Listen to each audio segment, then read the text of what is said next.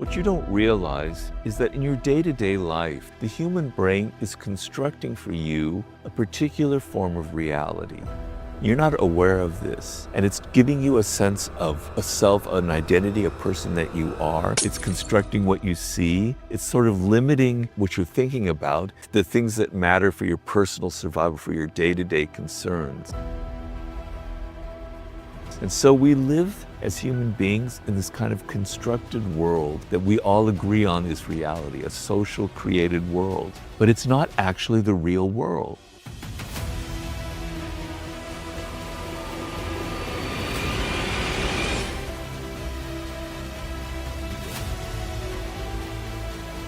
My relationship to kind of mystical and spiritual experiences. I'm kind of a materialist. I'm kind of an earthy person. I sort of believe things that actually I've experienced that are in my body that I know very deeply. But that does not by any means discount spiritual and mystical experiences, because they can be very physical. They can be very embodied. They can be something you personally experience on a deep level. And so when I was in my early 20s and in my late teens, when I was in college, I've told this before, I took a lot of drugs. I took LSD. My favorite one was peyote, which is basically called buttons that grow on cactuses in the Southwest and in Mexico. And they were part of indigenous tribes' spiritual practices. And they're these things that you take off all of these little fibers on them because they're poisonous. They can be very poisonous. And they're the most foul tasting thing you've ever can imagine. And you have to cut them up into small pieces and put it like in a blender with like a shake or with like peanut butter, because the taste is so vile and you probably end up throwing it up. But the trips, the journeys that you went on, I'll never forget them. They were so wonderful, so magical. They had a deep impact on me. And the impact on me is the following.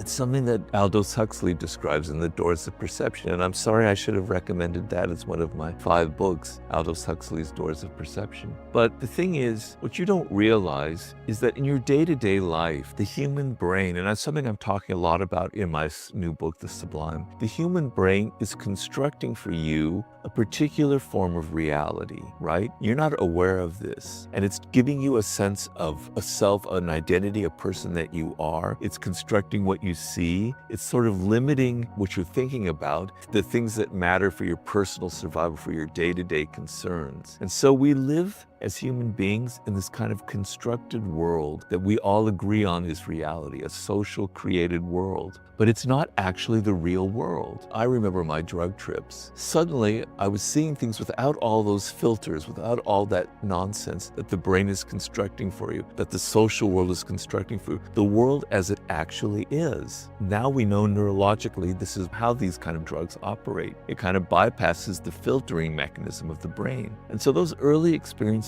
when I was in my early 20s of actually seeing the world as it is, and how beautiful it is, and how intense it is, and how colors are more vibrant than we normally realize, and how the world is infinitely more awesome and interesting, and how every little detail in insects and plants, I'll never forget that it had a huge impact on me. And now when I meditate, all of that comes back to me, because the form of meditation I do is to kind of get you out of all of those constructions, all of those fake things, all of those illusions that the brain constructs, and to actually see the world as it is. So I very, very, very much believe in those kind of experiences. And then about 7.5 years ago when I had my stroke, I didn't have a near-death experiences, but I had some very strange thoughts that came to me. Visions of what it was like after I had died and the world going on. And Anna, my wife, and my mother, I was actually looking down at my own funeral and how things were going to be okay after I was gone. And